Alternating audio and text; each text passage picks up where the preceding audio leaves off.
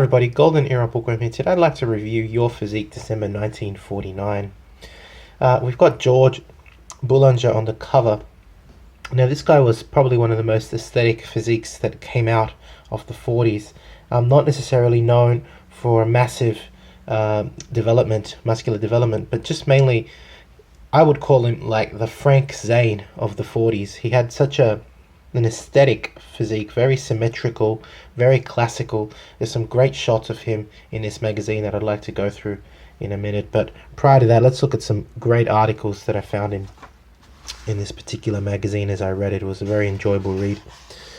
One of the very first articles that I came across was this kind of Steve Reeves look-a-like called Jim Smith. I am going to feature him because, I mean, when I first saw especially this photo, I thought it was Steve Reeves actually performing a most muscular here as well. I mean, that guy looks so much like Steve Reeves. Kind of it freaked me out for a moment, but it's not actually Steve Reeves. I will feature him in a separate video, as I have been, focusing on Silver Era legends of the past. A very interesting article was Evolution of Heavy Exercise, Part 1, where Barton Horvath, basically, although this article has a lot of promotion on Wader, it introduces the evolution from strongmanism, from the days of the strongman, to weightlifting, and then the evolution of weightlifting towards bodybuilding, with Eugene Sandow being really the father of progressive resistance training, as he started designing things like dumbbells and barbells, which he sold.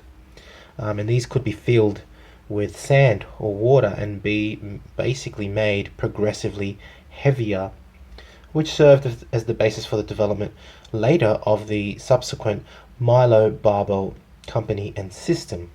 A very interesting read, and this actual series of articles goes on in the next few issues, and we kind of learn about the evolution of bodybuilding since the strongman era. It's a very interesting article.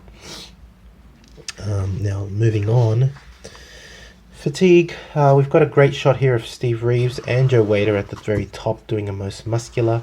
That's the only real thing I found interesting about this particular article, this rare shot of Reeves. It's a beautiful shot, of course. Tiny waist. Everything else is well developed. I mean, you know, typical Reeves. No surprises there. It's a great shot of Steve Reeves. Beautiful. Some great artistic posing here by these two bodybuilders. Then we've got waistline development by David Willoughby. Basically, in this particular article, there's nothing really new.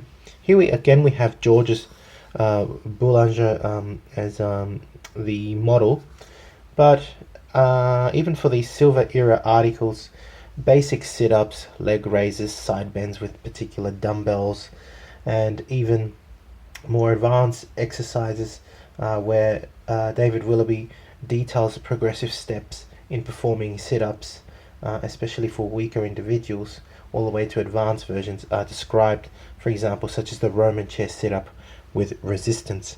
So in that respect, it's very good for a beginner, but I'm sure most people that are well-seasoned trainers know how to develop their waist.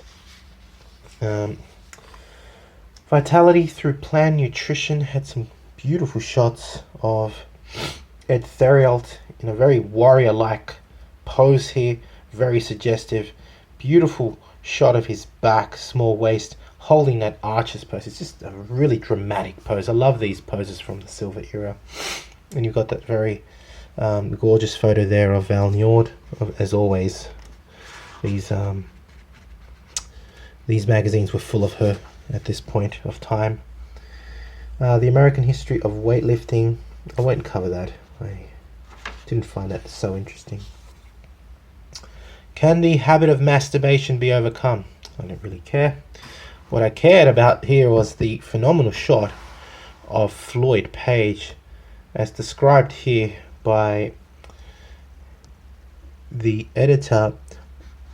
We had a great shot of George Eiferman in the previous issue, but here it is, the greatest back pose of all time, as described by the author of this article.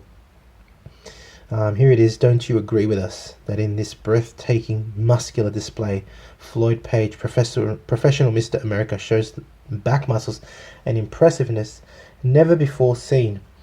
Floyd is a dynamic personality, a very strong contender for the next North America title. Well, I have to admit that he had a phenomenal back development, but I would say that Melvin Wells would probably have rivaled his back development, because Melvin Wells, as I've shown in some previous reviews, had some pretty insane development in his back, biceps and shoulders. A very interesting article on leverage exercises. Now this is similar to the fulcrum bell developed by George F. Jowett. I'm pretty sure that Joe Wader basically copied the design and came up with a whole bunch of exercises, here featuring Leo Robert. What's your problem? Well, I don't have a problem, but here we've got some great shots of Clancy Ross. What a beautiful single bicep shot here by Clancy Ross. Alex Aronis's massive tricep and arm development is beautifully shown. And I think at the time he's only 16 years of age. And Johnny Chino, the 15-year-old sensation with a wonderful lat spread at such a young age.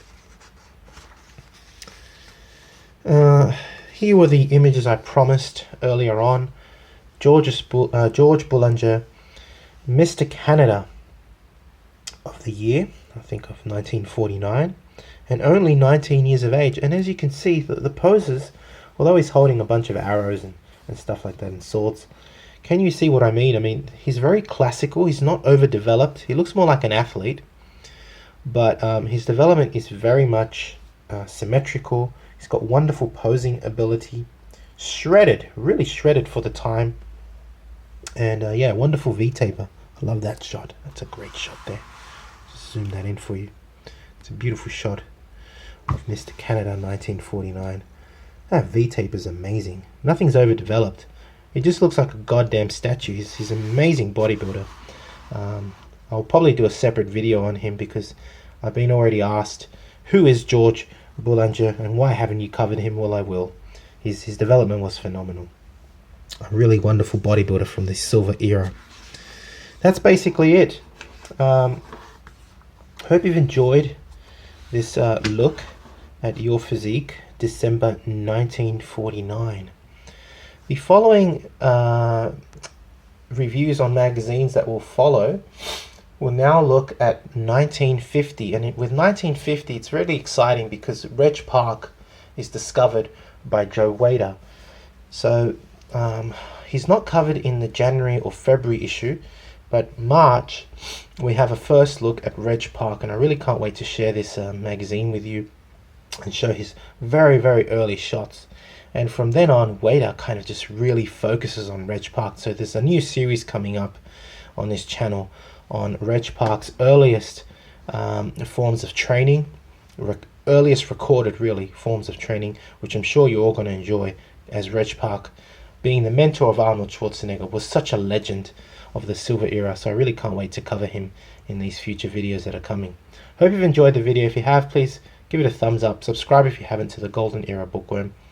Give me your comments, and thank you for watching. This is the Golden Era Bookworm. Bye for now.